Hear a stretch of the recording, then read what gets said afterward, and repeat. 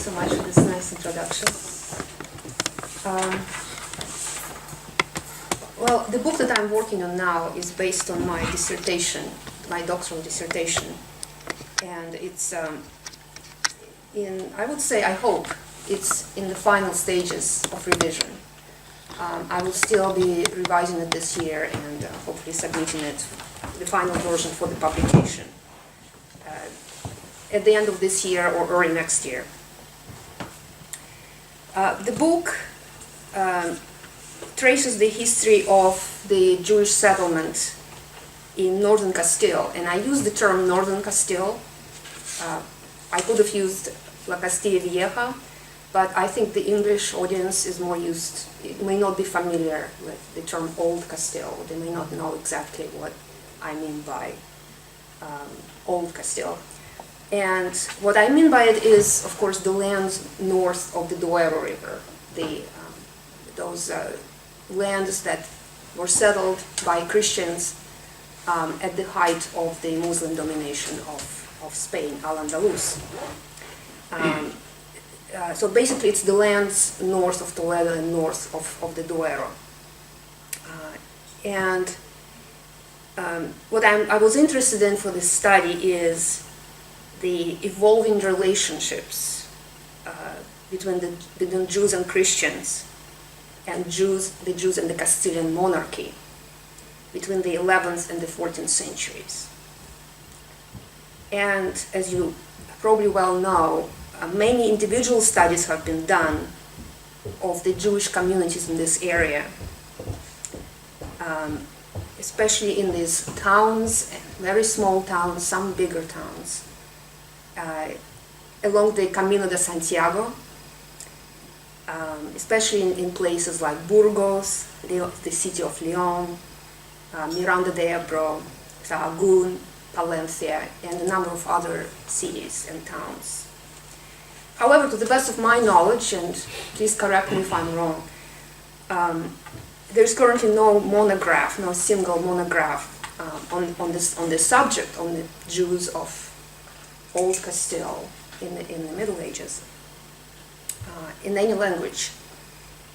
And so I hope to contribute by pulling together all these sources, some of them a lot of property transactions and royal charters, and a lot of secondary works, a lot of historiography that has been written over the years, and bring it all together into this study, and this hopefully will make a contribution to the scholarship on the Jews of medieval Spain. I think it's an important piece of the puzzle that is the Jewish life in medieval Spain. And the Jews started coming here in the 10th century, as far as we know, and especially in the 11th century. And as I argue in my book, it is here in this area that the Christian powers and the Christian communities first made accommodations for a Jewish minority. And for that reason alone, I think it's important to study this area. So the chapter that I'm presenting today is actually comes from part 3 of the book. So it's pretty late in the study, which really begins in about the 11th century. And this part 3 discusses the growing estrangement between Jews and Christians in Northern Castile, beginning in the late 13th century. And it takes place against the background of dramatic changes and adjustments in the Castilian society that occurred between the last quarter of the 13th century and the end of the 14th century. And I argue that this long-term structural crisis, that's a quote from Theo Ruiz, were the underlying cause of the eventual deterioration of Jewish-Christian relations. Adverse economic conditions, political realignments in towns, and the chronic fragility of royal power were what precipitated the tensions between Christians and Jews and gave anti-Jewish ideologies so much potency. The Castilian crown's efforts to raise revenues by imposing high taxes negatively affected all segments of the Castilian society, but the Jews bore the brunt of the fiscal pressure. Burdened with the task of collecting outstanding loans from their impoverished Christian debtors, Jewish moneylenders were forced to operate in a climate that was increasingly hostile to them and to their business. So that's the background of this chapter. And what I'm trying to do here is to look at some of these problems that are happening in these communities between Jews and Christians, to look at them at the very local level, kind of at the level of individual players, individual people, and see how these tensions over money lending impacted relations between Jews and Christians in the towns in Northern Castile. All right, Jewish moneylenders in Northern Castile, the problem of all debts.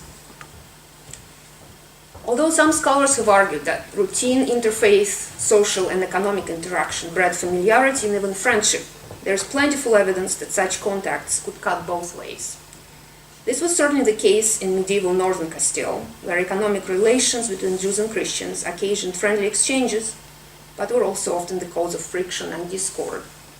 Whenever disagreements arose, intercommunal contacts, especially negotiations of agreements, official and informal, intended to anticipate or smooth over friction and conflicts, were crucial to stabilizing interfaith relations. In Northern Castile, these negotiations were a source of constant preoccupation for both Jews and Christians, especially in the latter part of the 13th century, when disputes over taxation, judicial autonomy, and especially money lending increased in both frequency and intensity. Now, I don't argue here, and I don't argue elsewhere in the book, that the Jews were exclusively moneylenders. In other parts of the book, I do make it clear that there were many Jewish artisans and Jews engaged in other occupations, laborers, in fact. So it was not an exclusive occupation for the Jews. And it was also common for Jews to be engaged in money lending on the side, along with some other occupations. So just wanted to make sure that this is clear. One suspects that in most cases the two communities were able to arrive at mutually acceptable terms. However, the Crown's assistance with debt collections, seen by the consejos as a violation of local privileges, upended the traditional mechanisms of conflict resolution and elicited a strong backlash against the Jews and their credit operations. Since the Royal Chancery routinely handled appeals from Jewish and Christian communities and issued charters outlining the king's decisions, intercommunal contacts left behind the lengthiest documentary record. These documents show that interfaith property sales and loan agreements were rather elaborate affairs that brought together not only the parties directly involved in the transaction, but also witnesses from both religious communities, as was required by Castile's customary law.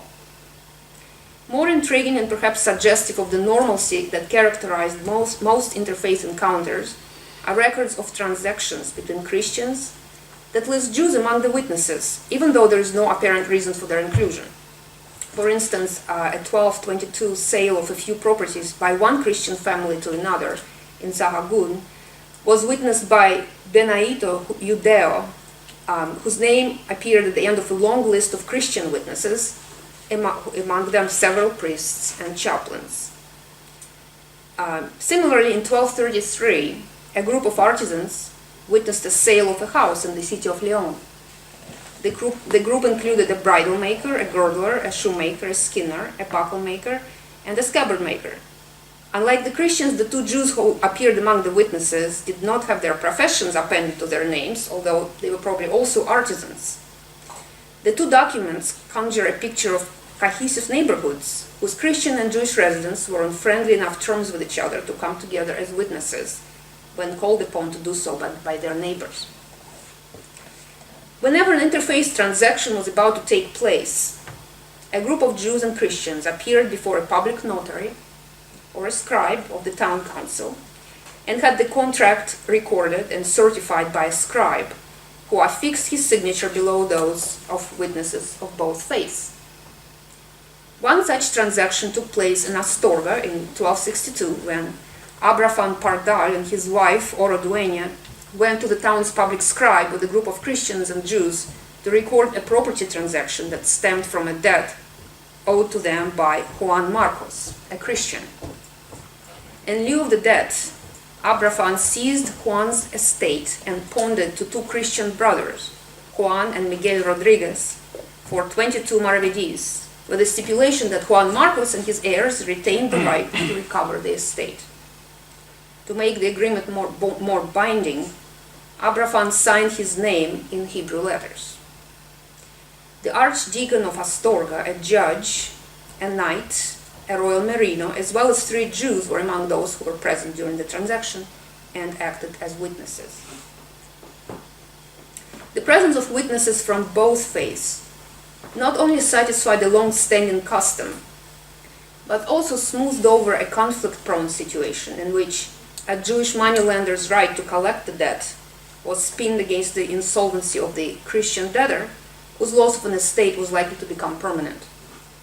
This and other similar documents underscore the fact that communal cooperation and approval were essential for the success of interfaith transactions, especially those that involved the sensitive issue of Christians' debt to Jews. The importance of communal consent was amplified in the late 13th century and early 14th century as a growing number of Christians could not or would not meet their credit obligations to Jews. A proliferation of records by Northern Castilian standards during this period documenting Christians' inability to pay their debts to Jews and the loss of land or other property that stemmed from their insolvency indicates a problem that quickly transcended interpersonal relations, becoming a communal issue. It goes without saying that most debts contracted by Christians with Jews were small consumption loans that were repaid quickly and left few traces in the documentation.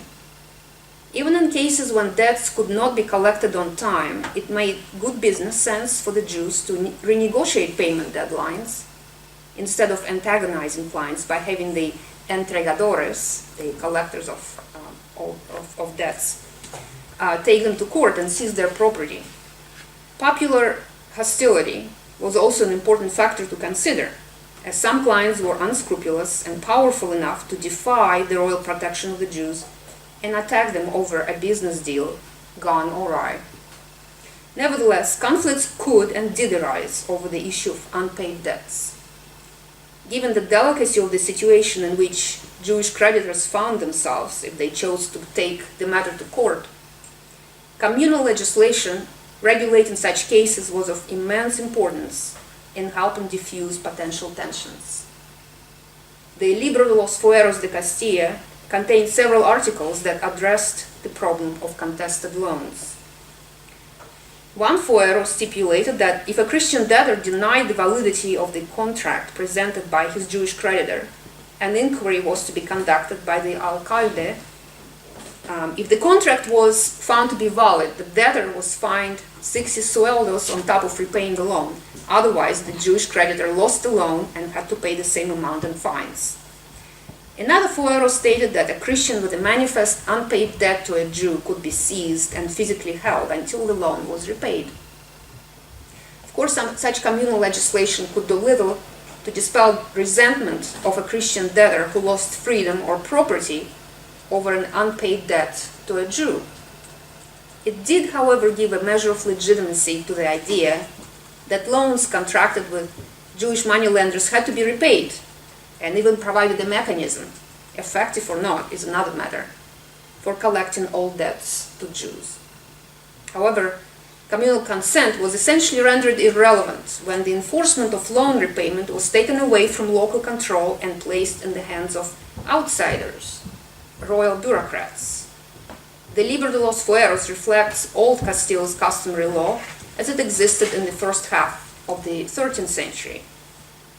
When Alfonso X, El Sabio, attempted to replace local fueros with a unifying code of law, the Fuero Real, the issue of local control over all debt collections was left unaddressed. It appears that the king had made a surreptitious decision that henceforward the royal entregadores would be entrusted with this function, bypassing officials of the consejos. Facing protests from the urban procurators at the 1293 Cortes in Valladolid, Sancho IV half-heartedly reassured them that local alcaldes would still be in charge of collecting all debts to Jews, except, the sly king added, in places where the royal merino was already collecting them. What Sancho forgot to mention was the fact that the merino mayor was responsible for the entregas in the entire region of Old Castile. One imagines that the town representatives were none too pleased with the king's answer. Not only were the Moneylenders in question members of a minority group, whose religious beliefs, supposed wealth, and privileged position with the crown all rendered them suspect in the eyes of Christian townsmen, but also entregadores impinged on local privileges at a time when Castilian communities faced multiple economic and political pressures. Unlike local judges, royal collectors of debts to Jews were not likely to be sympathetic to the plight of the less fortunate debtors who had fallen behind on their payments and faced losing land or other property as a consequence of the entregas. The controversy over the collection of all debts therefore struck at the heart of several critically important issues. Not only was the economic livelihood of both communities at stake in the conflict, but also it set the rights and privileges of the aljamas on the collision course with those of the consejos. In the negotiations that ensued, the crown usually played the role of the arbitrator at the later stages, but the initial bargaining occurred at the local level during face-to-face meetings between the representatives of Jewish and Christian communities. By a lucky chance, records of such negotiations have survived to permit a detailed examination of how they were conducted, what goals were pursued by either side, and what impact these local controversies may have had on the state of Jewish-Christian relations in Northern Castile. The records hail from two small towns in the Burgos province, Belorado and Miranda de Ebro. Both Belorado and Miranda de Ebro had well-established juderias that traced their origins to at least the early 12th century. A royal town only about 30 miles or 45 kilometers east of Burgos, Belorado, nevertheless, was not part of the Burgalese señorío and remained independent despite being ruled by a succession of royal servitors.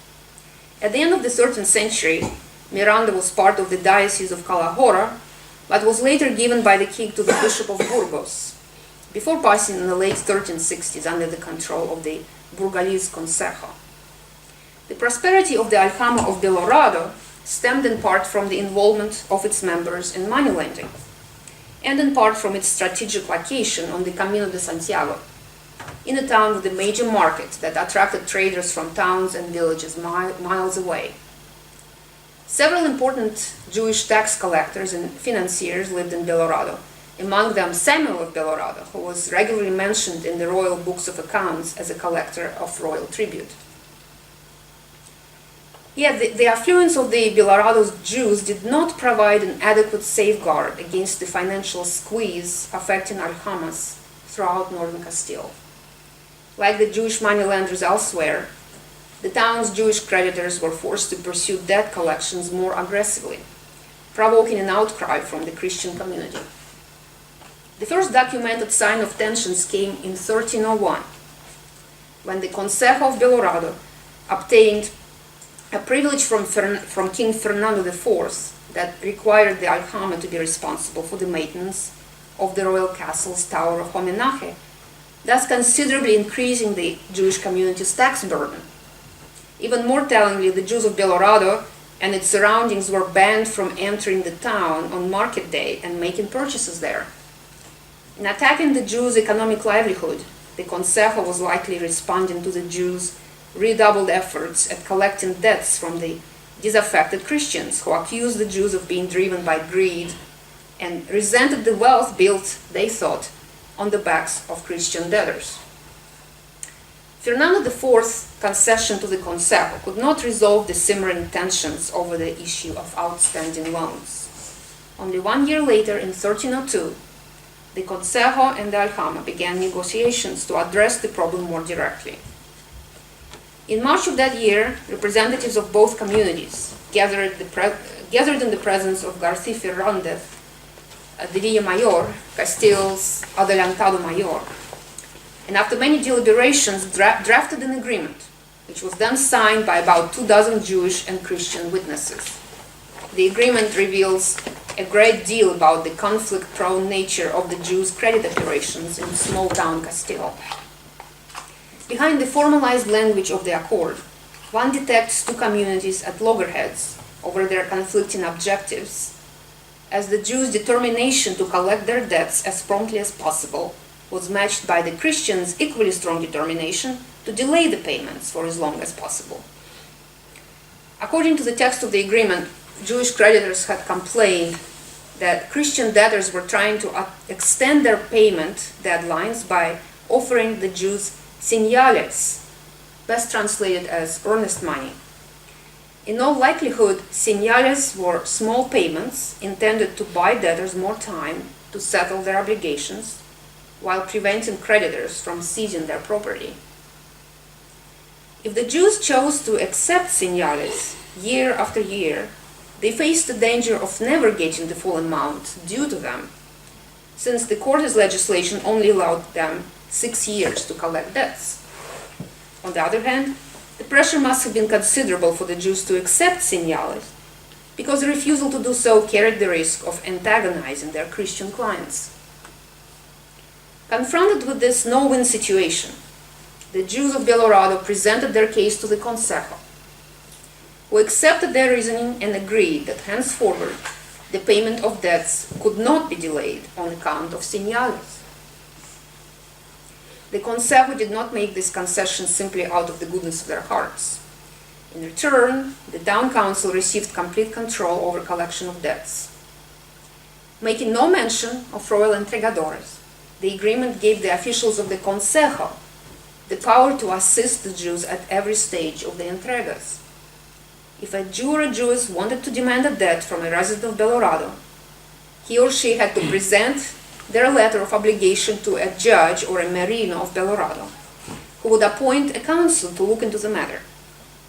Its representatives would then go to the house of the debtor or the guarantor and seize the property in the amount of the debt indicated in the letter of obligation. The debtor had 3 days to either pay off the debt or to increase the value of the surety, after which period the officials sold the debtor's movable property in 9 days and real estate in 30 days. It was the officials' task to ensure that a Jew or a Jewess collected their debts without any delay. If help was needed in enforcing this agreement, the alcaldes, members of the town councils, or the prestamero were to go with the Jews and ascertain that the debts were paid to them in full. Was this agreement enforced, and if so, did it help ease tensions between the two communities of Belorado? Unfortunately, only circumstantial evidence exists, and it points toward negative answers to both questions. The royal control and interference in the economic and political fortunes of Belorado was too pervasive to allow for communal agreements to make a difference.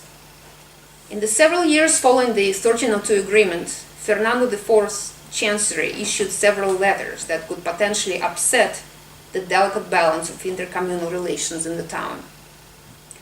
First, at the end of 1303, the king responded to the town council's petition to appoint a scribe, conceding the privilege on the condition that the scribe record the debts the Jews owed him. Belorado's aljama must have been in arrears on the payment of pechos, taxes to the king, which in itself is an indirect testimony to their continued difficulties in collecting unpaid debts from Christians. The subject of Jewish pechos from Belorado elicited the chancery's interest at least twice during these years. In 1303, Fernando allowed the Consejo to collect the tax from the Jewish community in order to compensate the town for the loan it had given the king to repair the walls of Zamora. But only 2 years later, in 1305, the king issued an unequivocal demand that the town's Jews were to pay their peches separately from the Christians by dividing the taxes equitably among themselves and bringing the money to town in order to give it directly to the royal officials. Given the crown's concerns over the timely payment of peches by the Aljama of Belorado, it is not unreasonable to suppose that the king, possibly after receiving a plea from the town's Jews, chose to rely on the services of entregadores to collect debts from Christians, ignoring the communal agreement of 1302. If that was indeed the case, then the privilege given to the town at the 1325 Cortes in Valladolid by the young Alfonso XI was in step with the crown's decision to exert greater control over the Jewish finances in Belorado. The privilege stated that the Jews would be given a separate judge to decide their cases. The description of the privilege is too laconic to determine whether the judge in question was appointed to hear cases between Jews and Christians. Since by all appearances that was indeed his task, the royal order was in direct violation of the 1302 agreement, which had assigned this function to the alcaldes of the Consejo. The privilege also reveals further evidence of intercommunal friction in Belorado. The Jews were once again forbidden to trade with Christians at the Monday market because of their propensity for fraud and robbery. Therefore, it seems likely that the intercommunal negotiations of 1302 failed to normalize the state of Jewish-Christian relations in Belorado. The agreement's existence shows that had they been left to their own devices, possibly the two communities could find common ground and perhaps even resolve their differences to mutual satisfaction. However, the pull of the triangular relationship between the Jews, the consejos, and the crown was as strong in Belorado as it was in the rest of Northern Castile, and it bent local interface relations out of shape by harnessing the Jews' credit operations among Christians to the financial needs of the crown. An even more vivid example of the powerful influence exerted by the monarchy over local politics comes from the town of Miranda de Ebro. A series of documents preserved in the town's municipal archive and published over 70 years ago by Francisco Cantera, I think in the very first issue of Sefarad, shows a richness of detail rarely found in Northern Castile and allow one to follow the many twists and turns of the drama that unfolded in this northeastern corner of the kingdom beginning in the last years of the 13th century. I went to Miranda de Ebro in 2009 and the documents were still there. They had different signaturas, but I was able to find them and read the original. So if anyone is interested, it's a real treasure, these documents. They're unlike virtually anything that comes from late 13th century Northern Castile. The drama spanned several decades and involved many protagonists with conflicting interests and agendas. On the one side, there were Jewish creditors from Miranda, Haro, and Pancorbo, whose livelihood and ability to meet their tax obligations to the crown depended on collecting debts in a timely manner from the inhabitants of Miranda.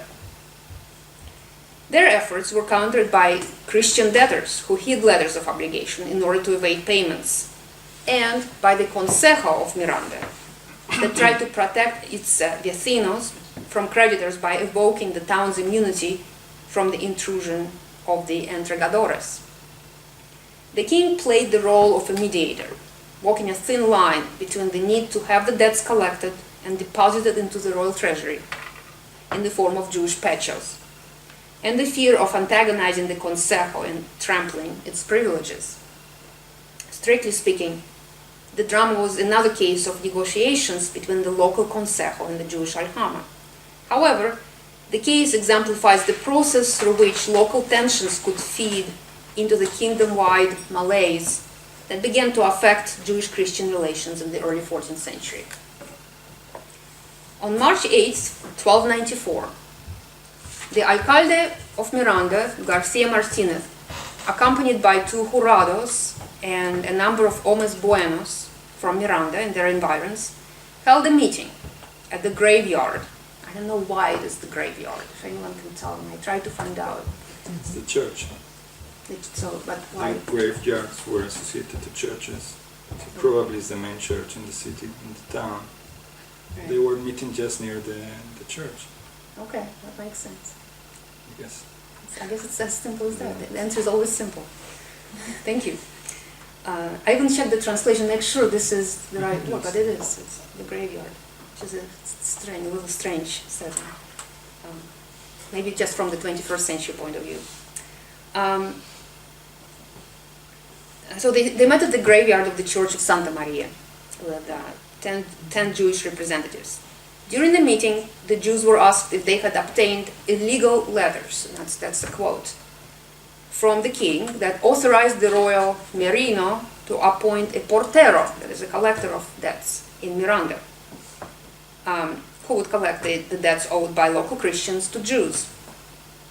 The alcalde had raised this issue with the local rabbi and some other Jews before, in January of the same year, but now he wanted assurances from the Jewish creditors that they would no longer use letters that so blatantly violated the privileges listed in the town's fuero. The Jewish representatives categorically denied receiving such letters from the king or the merino and promised never to obtain them in the future. Moreover, they declared themselves perfectly satisfied with the assistance provided by the consejo and the alcalde in the matter of collecting all debts. Their only complaint concerned the admissibility of testimony of 2 Christians against a Jew, which they considered unjust. The alcalde then responded that no injustice was being committed since a testimony of 2 Jews against a Christian was valid, as well as that of 2 Christians against a Jew. He failed to persuade the Jewish representatives on this point, but they did sign a memorandum acknowledging their satisfaction with the consejo's management of the entregas. The presence during the meeting of 2 Jewish witnesses from the neighboring towns, from Haro and Pancorbo, signaled that the matter of collecting all debts in Miranda concerned not only this town's Jews, but also a much wider network of Jewish creditors catering to Miranda's Christian vecinos. The sincerity of the consejo's commitment to facilitating the entregas was tested only 2 years later, when the tensions in Miranda exploded into a major controversy involving several aljamas, an eminent royal servitor, and the crown. The chronology of the events is difficult to reconstruct, but it appears that sometime in the summer of 1296, Diego López de Haro, Lord of Vizcaya, who had recently entered the Castilian king's service, complained that he had not received a tribute from the Jews of Haro and the bishopric of Calahorra. He was assigned as Fernando IV's servitor. In response, the royal tax collector in the bishoprics of Burgos and Calahorra acknowledged that he was unable to collect tribute from the Jews of Haro. They had locked themselves up in their juderia and refused him entry, arguing that they could not pay until Christian debtors in the town of Miranda fulfilled their credit obligations. The royal chancellor then dispatched an urgent letter to the alcalde and the consejo of Miranda, upbraiding them for disobeying the king's orders and demanding immediate action. The letter alleged that the alcalde, the town council, and the public scribe of Miranda had done everything in their power to prevent the collection of debts owed to the Jews of Haro. This information came from 2 royal servitors, residents of Burgos, who had been sent to Miranda to conduct an investigation. According to their version of the events, a Jew named Baron came to Miranda bearing letters of obligation that belonged to other Jews and intending to plead cases with local Christians. Instead, he was seized together with the letters and held against his will on the orders of the alcalde. When the investigators went to see the town's public scribe to get information on the debts owed to the Jews of Haro, the scribe flatly refused to show them the town's financial records. In fact, the investigators suspected that the scribe hid the loan contracts in conspiracy with the 2 prominent men of Miranda. who owed the Jews a certain sum of money. The two men had promised to repay the debt after collecting the revenue from their landed estates, but now, with the contract safely put away, they were denying ever borrowing money from the Jews. Moreover, the complaint went on, Fernand Martinez, son-in-law of one of these men, and Juan Ortiz had promised to give the royal investigators 6,000 maravedis in entregas, but later denied ever making such a promise. Upon receiving the investigators' report, the Royal Chancery's officials expressed surprise at the happenings in Miranda and the disservice done to the monarch by the town's prominent citizens. They ordered that the Jew Varon be released and handed over to the royal representatives, together with the contracts, and that Fernand Martinez and Juan Ortiz pay the promised 6,000 maravedis in entregas. And while the citizens of Miranda were now held accountable for their debts, or at least a portion of them, the money did not go to the Jewish creditors. As soon as they obtained the records of all debts from the scribe, the investigators were to collect only the principal from every debt owed by men and women of Miranda, and then claim the money for the king. The Chancery forgave the accumulated interest and declared as invalid all the subsequent letters of obligation if the Jews were to present them. In essence, the Royal Chancellery's order in the summer of 1296 constituted a captio on a local scale. The Jews of Haro lost the interest portion of the loans, and the principal was confiscated in lieu of their outstanding taxes to the king. It may have been the first instance of direct royal interference with the Jews' outstanding loans in Northern Castile. Not until 1315 would the regents to Alfonso XI execute a kingdom-wide captio by cancelling 1/3 of every debt owed to Jews and allowing the rest to be repaid in installments. The Jewish creditors from Haro likely suffered great financial loss as a result of this affair. This much is clear from the 4 surviving letters of obligation included in the report written by the town's tax collector. And if you study documents from Northern Castile, you know that there are no surviving loan agreements whatsoever. So this is the one rare case when we can actually have them and look at them. The letters document the loans taken by Diego Martinez, son of the archpriest, from Don Juzme of Haro in 1294. The total amount of the 4 loans reached at least 368 maravedis, not counting the cost of the 2 fanegas of wheat Diego had borrowed from the Jew. Nevertheless, when Polo Perez showed Diego the contracts and demanded payment, the tax collector, Polo Perez, Diego claimed that he had never received from Juzme more than 332.5 maravedis in principal, and that the rest of the debt represented the built-in interest. Polo decided to take Diego's word for it, and accepted this sum, citing the king's privilege cancelling interest on all loans.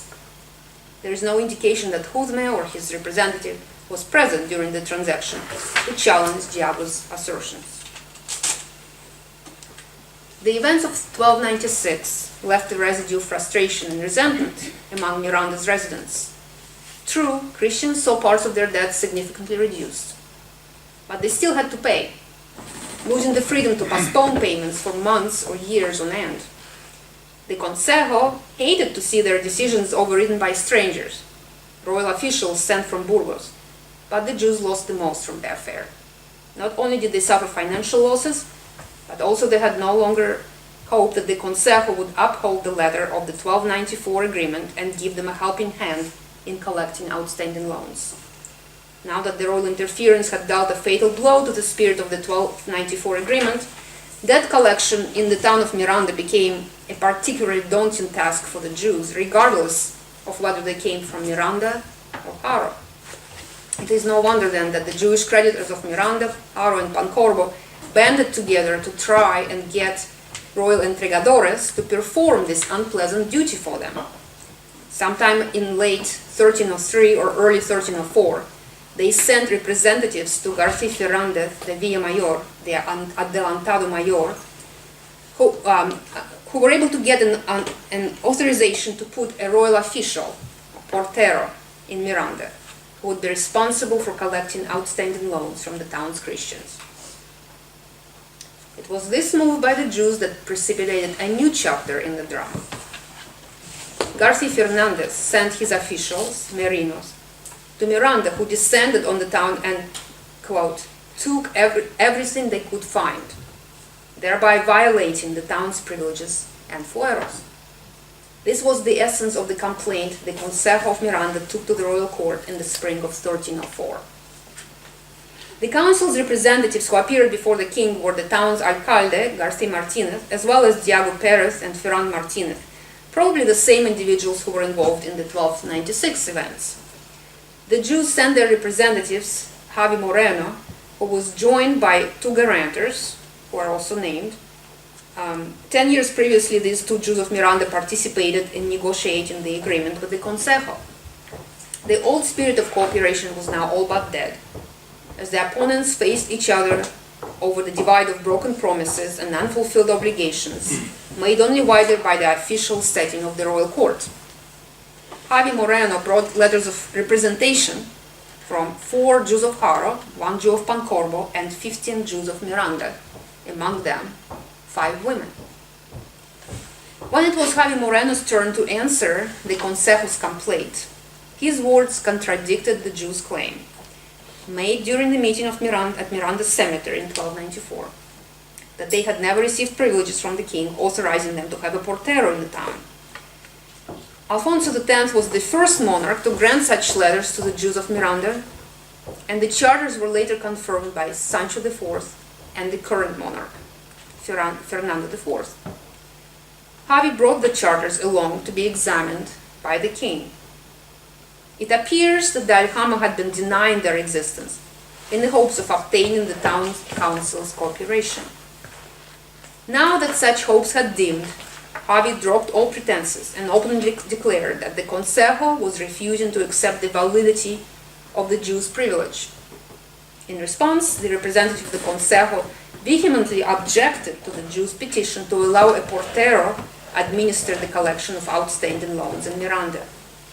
They asserted that their town's privileges and fueros were much more ancient, having been first granted by Emperor Alfonso VI and confirmed by other kings and by King Fernando himself. These charters prohibited royal merinos from officiating in Miranda and its surroundings and stated that only jurados appointed by the alcalde had the authority to collect all debts in the town. They demanded that the Jews' privileges be destroyed and that the Consejo be compensated for damages stemming from the violation of the town's fuero.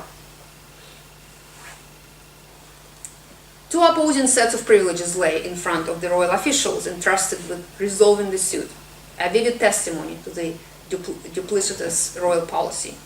Publicly, the monarchy had been reiterating its support for local officials doing the entregas and prohibiting the use of special entregadores. Away from the limelight, however, the crown continued to encourage the employment of royal officials in collecting outstanding loans, and, it turns out, even granted some aljamas letters of privilege, authorizing the placement of entregadores in their communities. Now the court had to pick sides and decide which side's privileges it was going to uphold. The outcome of the case was easy to predict. Fernando IV, a young king who had only recently come of age, needed all the support he could muster. Alienating the Consejo of Miranda was not a good option.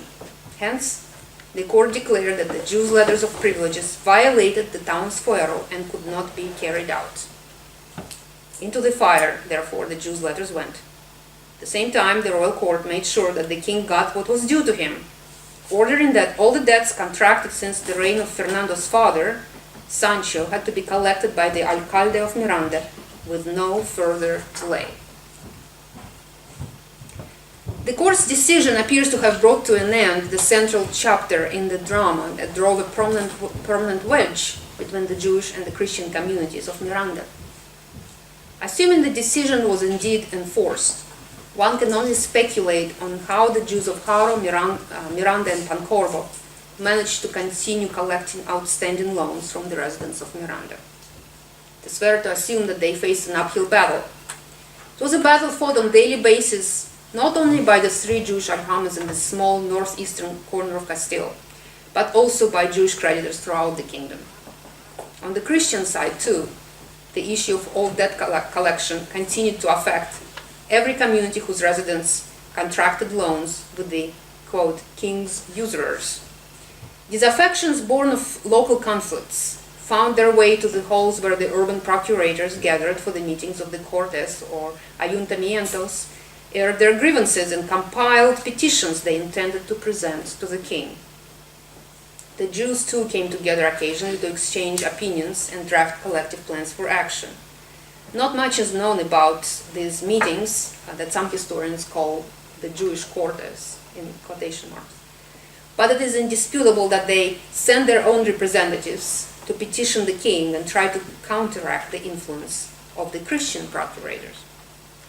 Although the Jews of Haro had reasons to despair of ever obtaining a royal portero for Miranda, their spirits might have been raised by a royal privilege they, along with the other Castilian aljamas, received from King Alfonso XI in August of 1335. The privilege was a response to a petition composed at the supposed Jewish Cortes and delivered by its representatives to the royal court in Valladolid. The very first issue addressed by the petition was that of entregadores. The Jews complained that they had been driven to poverty and ruin by the many obstacles that prevented them from collecting debts from Christians in a timely manner. The king responded by detailing the procedures the entregadores were to follow in collecting outstanding loans and by authorizing them to seize property in lieu of debts. He did not directly address the delicate issue of who would be responsible for appointing entregadores, but from the context it is clear that the king expected local alcaldes to be in charge of their operations and to impose a fine of 60 maravedis on debtors who refused to pay off their loans. Only on private and ecclesiastical estates did Alfonso reserve the right to appoint entregadores if the local officials failed to do so. 4 years later, at the Cortes of Madrid, in 1339, the king issued a decision that was less favorable to the consejos. It appeared to be a compromise that was unlikely to please either the town council or the Jews. Entregadores, the king stated, were to be appointed by the royal official, Merino Mayor of Castile. But they had to be Christian and come from among the local homes buenos. There is other evidence indicating that in the latter part of his reign, Alfonso XI began to give his tacit approval to the royal officials' interference in the collection of outstanding loans. Once again, in 1347, the simmering conflict in Miranda drove the consejos representatives to the royal court, where they complained bitterly about the supposed violation of their fuero by the Merino Mayor, who was presumably conducting his own entregas in the town. The homes buenos asked that the 1304 decision by Fernando IV court be upheld. Alfonso obliged, imposing a fine of 600 maravedis on violators of his father's charter, but it is by no means clear how committed he was to enforcing this decision. The tensions between the Jewish and the Christian communities of Miranda showed no sign of abating, and a satisfactory resolution to the conflict was not anywhere in sight. The drama had a sad and violent postscript. In 1360, during Enrique Trastamara's invasion of Castile, Christian residents of Miranda took advantage of the anarchy to settle scores with the Jews by attacking the local juderia. According to the Chronicle of Pedro I, written by Pedro Lopez de Ayala, after Enrique's troops had entered Castile through the Rioja and advanced toward Miranda, local residents took his side and began to kill and despoil the Jews. Pedro soon reclaimed the Rioja and punished those directly involved in the attacks on royal property during the invasion. Even so, 2 years later, in 1362, the royal Merinos were still harassing residents of Miranda and confiscating their property in retaliation for killing their town's Jews. Pedro ordered all authorized seizures of persons and property to stop and imposed a penalty of 600 maravedis. All the while, Jewish creditors continued to do business among Miranda's Christians. Neither the 7-decade-long controversy over the status of entregadores, nor the civil war, not even the physical violence directed at local Jews, could disrupt the painful process put in motion each time Jewish creditors loaned money to Christians, then waited, more often than not past the deadline, to collect their debts, and finally received a slow trickle of payments. For as long as the aljamas were connected by chains of financial obligations to the crown, and the Christians needed consumption loans, the cycle that had proved so damaging to Jewish-Christian relations would persist. In 1367, representatives of Miranda's Consejo visited Enrique II's court that happened to be passing through Haro, bringing letters that described the disastrous state of affairs in their town. Christian residents supposedly had borrowed great quantities of money from the Jews and now risked losing their property because of their inability to pay. Enrique granted the Consejo an extension of 2 years on all loans contracted with the Jews and waived all penalties and interest accumulated during that time. There is no way to gauge the effect of this order on the economic well-being of the local aljamas, but chances are Jewish creditors were soon back in Miranda, trying to solicit new loans and seek compensation on the existing ones. They had no choice.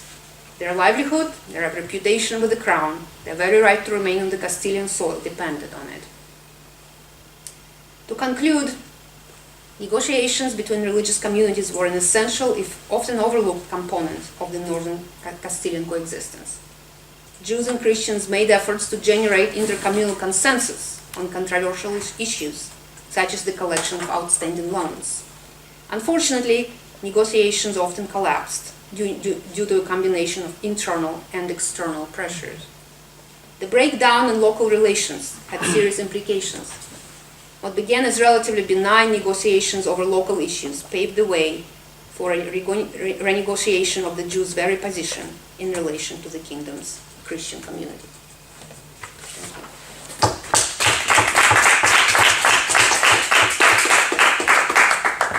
Thank you very much, Maya, for this wonderful paper. As I said at the beginning, or as I told you yesterday, you have succeeded from my perspective, to build a very functional structural schema for understanding for the reading of these difficult documents. And building, taking into account this triangular relation between communal local communities, Christian local communities, authorities, the Jews, and the royal power. Well, I have a lot of questions and some comments, but I just leave other people asking or making comments, and we'll see if we have a fruitful discussion on these materials. Amy? Thanks. It's really extraordinary work. This is very far outside my field, but I can tell how much fun you had messing around in those archives. And as Javier said, it's a really, really rich and dense paper, leaving me with lots of questions.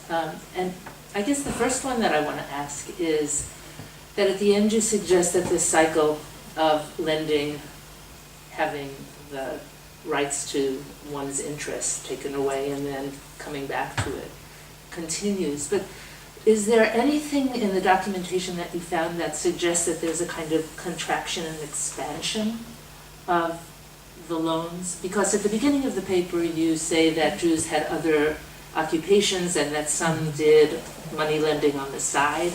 So at times when it seemed as though it's going to be impossible to get interest on this, and maybe we might not see the principal for a very, very long time, was there a contraction in the providing of loans? Do you see what I'm saying? Yeah, or was it pretty steady? It's very difficult to judge because we simply lack documentation to measure the number of loans that have been made in Castile, let's say in the late 13th century, as opposed to the middle of the 14th century. So I just don't have the data to, as I mentioned before, there are no surviving loans. Unlike in the Crown of Aragon, there's a lot of documentation on loan agreements between Jews and Christians. I lack that kind of data, which really presents a big problem for any historian of Castile, not just of Jewish-Christian relations, but in other areas of study. So I can't really answer your question.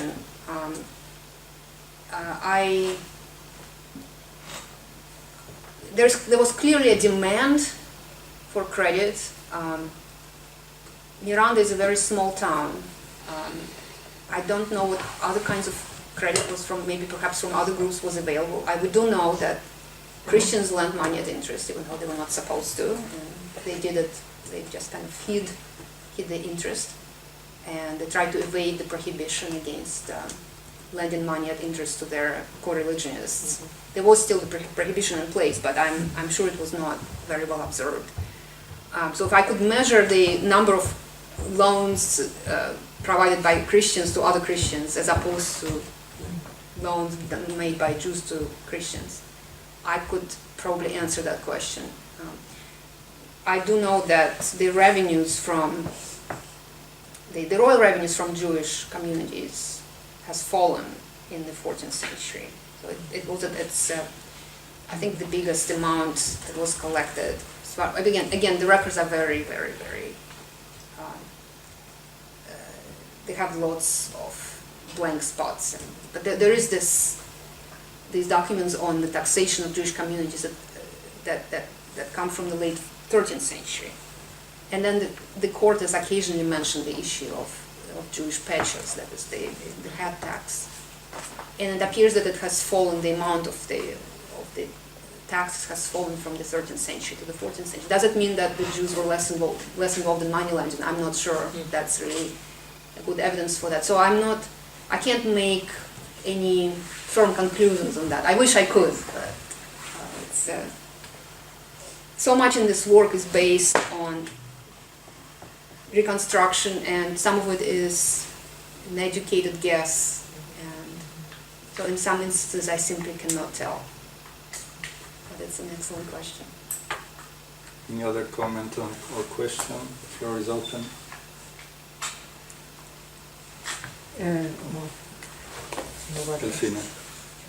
You mentioned one single example of a document containing an agreement for payment of a debt between a Jew and a Christian. I come from Arabic and Islamic studies, and for example, we do not have such documents, but we have formularies where the conditions or the elements that the drafter of the document had to have into account in order for the document to be valid. So, do you have similar collections of formularies for Castile, establishing the norms or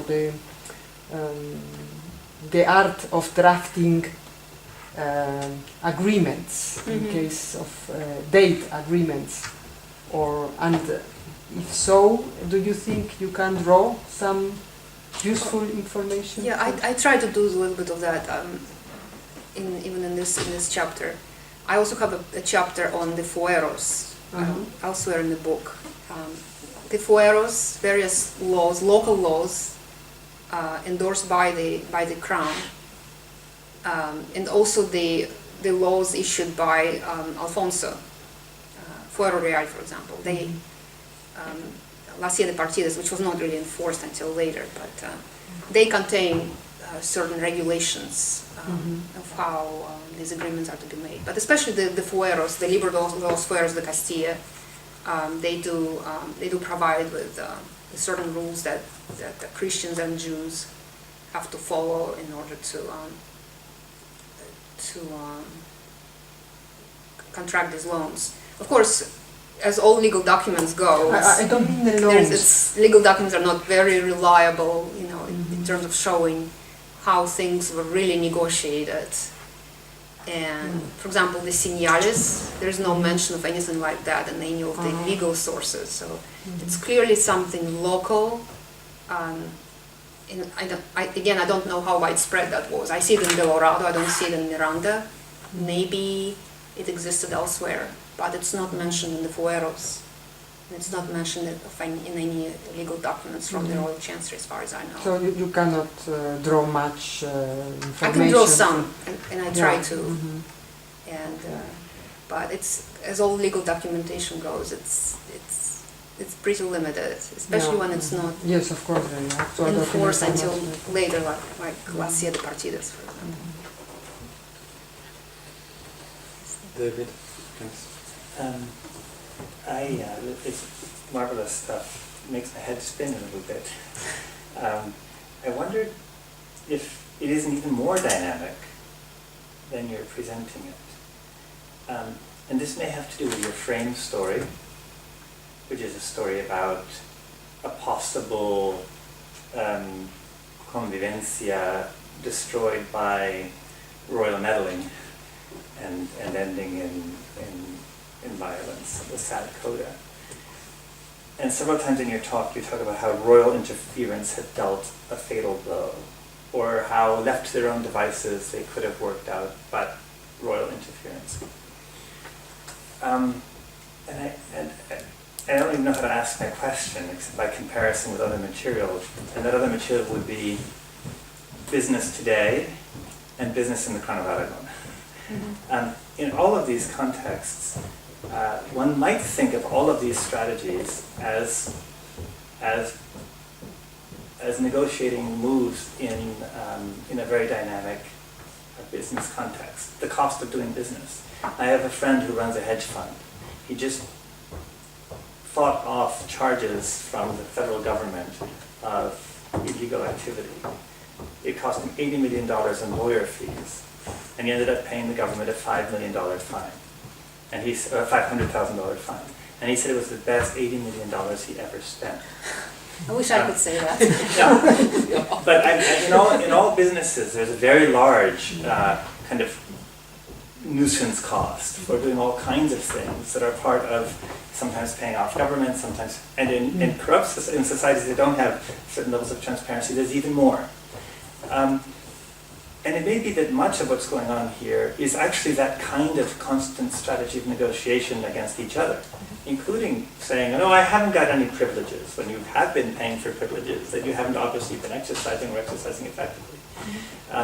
So, you end with this question, you end with a statement that 70 years of conflict and they're still lending money, the Jews are always there. I find it very hard to understand the dynamics of the system given the frame story you've set. Especially when I look over at the Crown of Aragon and I see the exact same problems, the same strategies, the same fights, only more data to show you how people see it as a cost of doing business. So for example, when the Crown of Aragon finds a way of extorting money from Jews by accusing them of violating the usury legislation, and sends inquisitors to the various towns to gather complaints of Jews, so they will then decree that, well, anyway, the Christian towns council write to each other and say, don't testify before the royal inquisitors, it'll only drive up the cost of credit. In other words, they all see that there are multiple players here, and they're all using each other against each other. But that doesn't mean necessarily that the system is being destroyed by the existence of a royal authority. And I wonder if there isn't a way in which you could tell your story that makes more room for the possibility that this is a kind of dynamic interplay in which, at the end of the day, the Jews are still able to find the capital to lend money. Right. If the story really looks the way you're telling it, it's very hard to understand how the Jews find the capital to continue lending money. Yeah, I'm sure some of the complaints that when they complain about being impoverished and unable to collect debts, some of it might be posturing, and I'm sure you're right that they understood what it meant to do business in this small town Castile, and they expected some. I mean, this illustration with the señales, clearly they would have made more profit if they were able to collect debts from Christians more expediently and faster. And I'm sure they failed, in many cases they failed to collect as much money as was owed to them because of the señales, but they clearly understood that, and they still lent money. Well, we do have, I do not say that the system was being destroyed, because clearly it was still functioning. It was still functioning in the middle of the 14th century. Royal interference, well, okay. I just say that it was, yeah. I think it made things more difficult for the Jews, but I think the real cost was not the business cost. It was not a blow to the system of money lending. And I think the real cost was in human relations. I think the cost was in the Christian perception of their Jewish neighbors. I think and we can see that, it's not in this chapter, of course, but it is in other parts of my book. We do see that if this was just an isolated case, it would be one thing, but we see the same kind of complaints coming from Christians. It's a whole, if you read the Cortes petitions from starting in the late 13th century and all the way through the 14th century, virtually at every meeting there is what the Christian representatives complain the most about is the being oppressed by the Jews. And I can't say,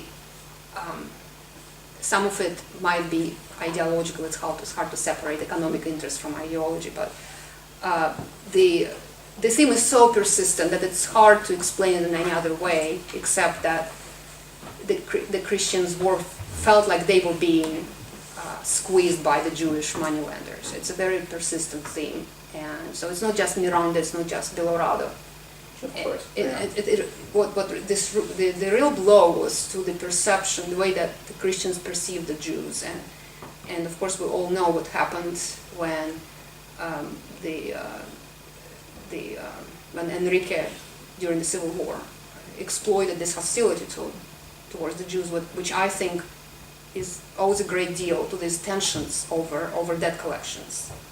So while it did not destroy the Jewish business, there is clear evidence that they still continue to lend money at interest.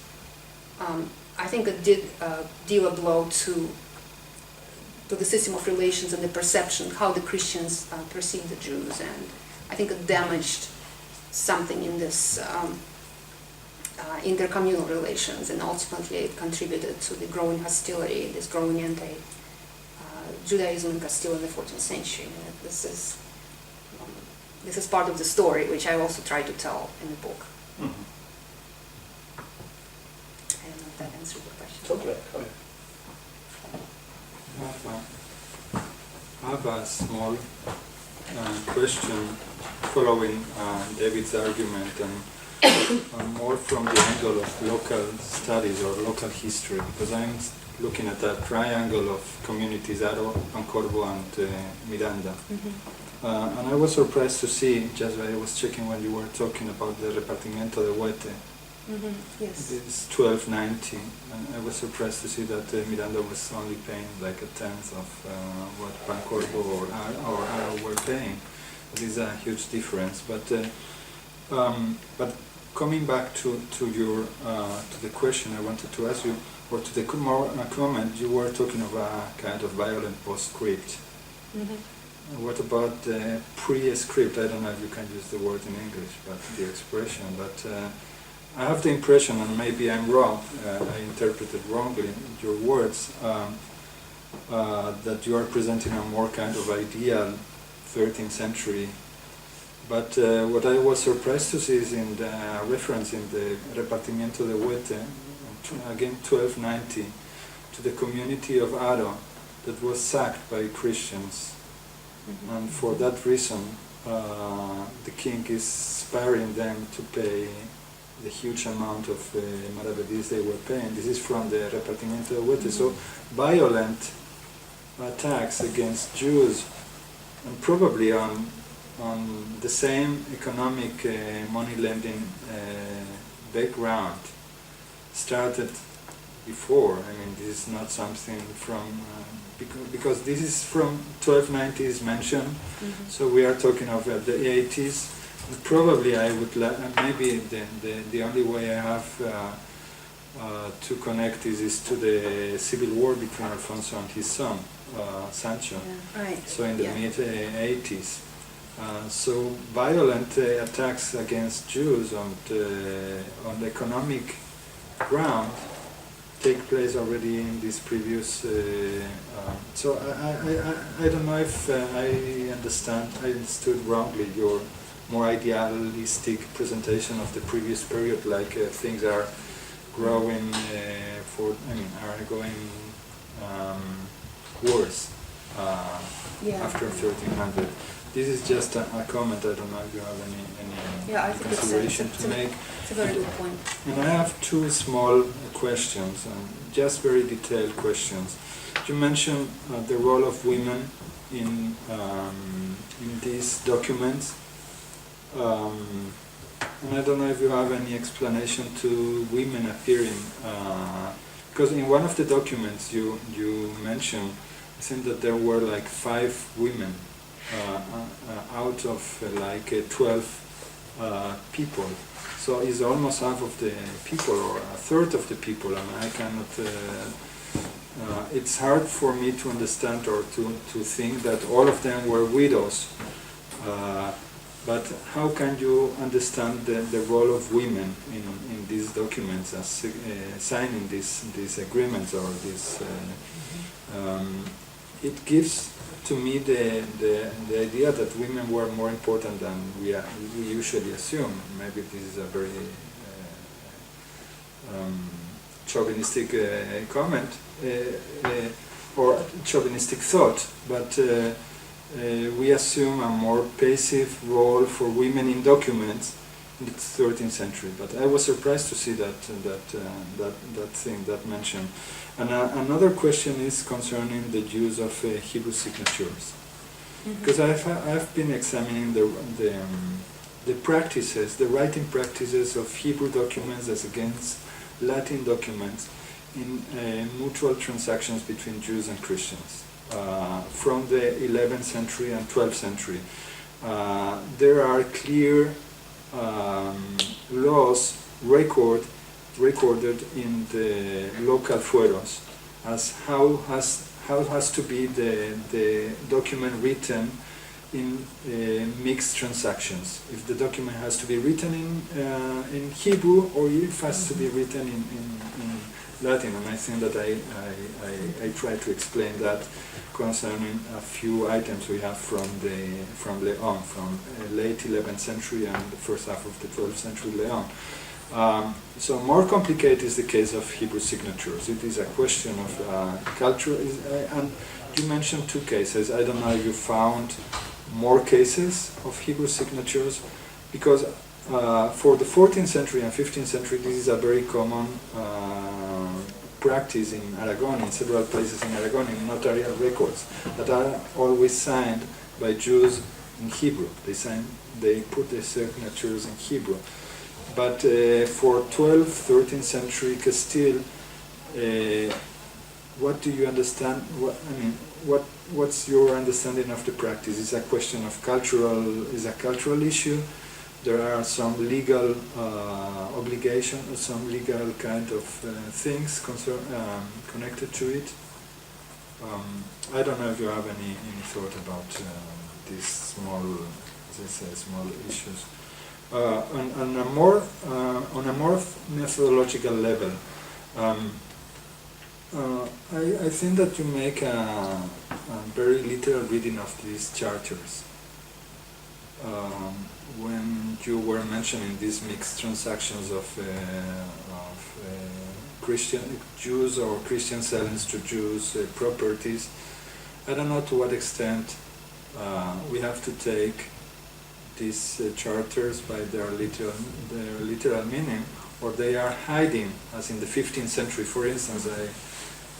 There are many examples of sellings that are hiding behind money lending practices that are prohibited. So Yeah, by it's now definitely these a are possibility. and just a last issue. I'm sorry for This is fun. I mean, nobody was. I don't know if you want to ask some question. Another question, another thing regarding the role of witnesses, of Jewish witnesses, that you say, you express your surprise to see Jewish witnesses in some Christian Christian business, between both parties were Christians. It came to my mind, and it was legislated in Leon, in 11th century Leon, in mid-11th century Leon. I don't know if this is one of the oldest fueros, is a royal fuero, is 11th century, when it specifies clearly that in cases of selling a house, even between Christians, we need always a Christian and a Jew Even between Christians? yeah. Oh, I must have missed that. So this is probably one of the oldest references to practices of intervention. So I don't know what is the practice in the 11th or in the 12th century, but that can be taken as an explanation of the expertise role taken by Jews even in cases of interactions between Christians by themselves. That's a great point. I definitely need to look this up. So this is 11th century royal fuero. Yeah. I can't, it's been so long that I can't remember whether I looked at this particular fuero, but yeah, if that's, so even when property exchanged hands between two Christians, still they required a Jewish, that they included a Jewish signature, so people who lived in the neighborhood. I always wondered No, why. not in the neighborhood, but I'm talking about the city of Leon. Just This is specifically for the city of Leon, the royal capital, yeah. where a Jew, there is no specification of which Jew has to be taken, but he's considered to be an expertise on the measuring the house and everything. The document is written in a very late Latin, and it has been preserved in a very bad version, and there are many problems with understanding the text. But I mean, this is very known. It just came to my mind in trying to understand and to see that was not so so exceptional Yeah, that would explain. practice. I don't know. Yeah, that's an excellent comment. I definitely need to go back and look at this fuero, 11th century. Thank you so much. Thank you so much for the Any comments. thought about?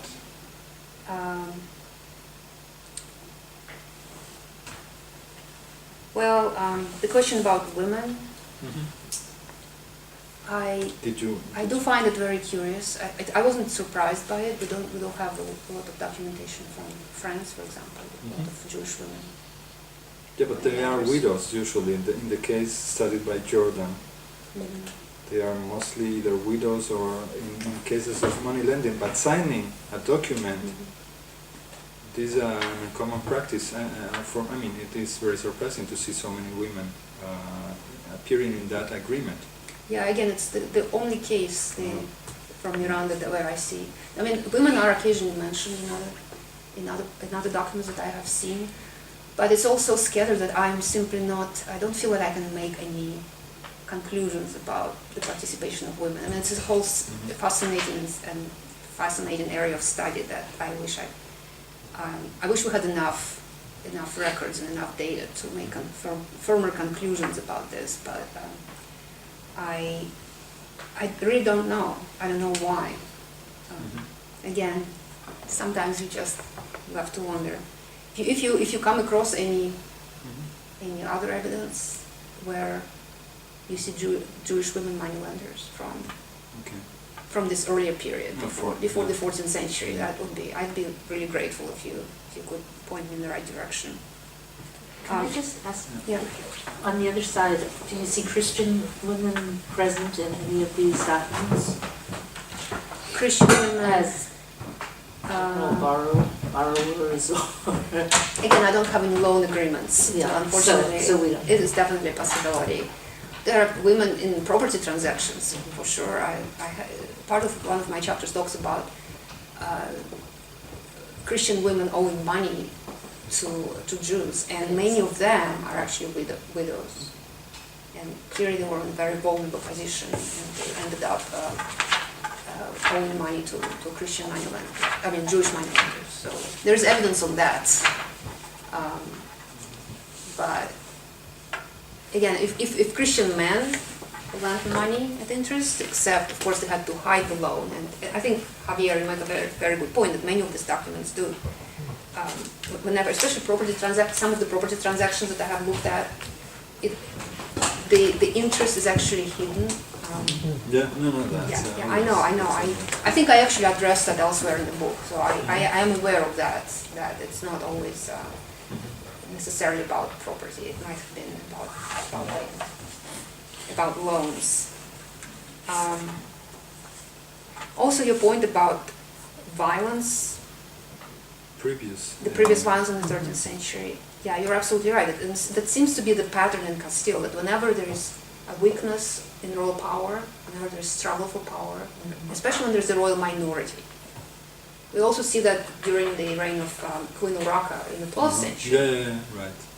Yeah. No, I was taking advantage that David was here in order to stress, what he said many years ago, that historians usually tend, and it was my case, to see a decadence of the question of convivencia by the mid 14th century, the breakdown of convivencia. But you see that if you take 13th century, the situation is not much better in the 80s or in the 90s or in the 70s under except Alfonso. of course there is nothing like 1392. This is definitely a whole new. Yeah. And for my next project, I'm trying to explain. I think there is a difference between 14th century violence and 13th century violence. Violence is definitely nothing new, and that, as I said, it's violence against the Jews is associated with royal minorities and any kind of vacuum of power in Castile. Whenever there is something like that, there is almost invariably violence against the Jews, and I should definitely make a bigger deal out of the late 13th century violence in my book. So it's one of those revisions that I'm going to make. Because so I haven't seen anything about violence, the civil war between Alfonso and Sancho in Northern Castile. All the mentions, all the testimonies that come to my mind come from the Bear's book, that takes from either from Christian sources, from Hebrew sources, but nothing about Northern Castile, for instance. Everything written is about Seville. Toledo is a case in point, violence in Toledo against Jews, but this is the first time I hear about violence in this framework, in this chronological framework in Northern Castile.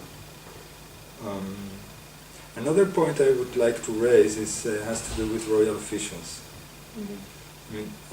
I understand for your presentation that you take royal officials as people from the outside. Are we so sure that royal officials in the late 13th century were people from out of these local communities, or because I have my doubts. I don't know anything, as I told you, about royal administration in the 13th century, but probably I assume that some of them could have been members of the local communities, local Christian communities. So their interest would not be so different from the other people of their towns. I don't know. I don't know if you took this issue into consideration. Yeah, it's a good question. In some cases, whenever a royal official is named, sometimes it says he's from such and such place, which is outside of this town. So some of them probably were from the outside of the community. We do know that their interference was resented, so if they were locals, then why so much, why such an outcry? They still represented royal power, so whether they were locals or not, I don't know if that fundamentally changes the dynamic. They were not people appointed by the Consejo, they were appointed by the king. So, but it is definitely something I should paid greater attention to. So I'll go back and look at the names and see if we can figure out where they're from. Any other comment, question, either in Spanish or not? Maybe because of me. Hungry. Hungry. Especially Okay. speaker. Oh, thanks so Any much. question, Carmen, welcome. Marina? Okay. Thank you very much. Thanks for coming and listening to.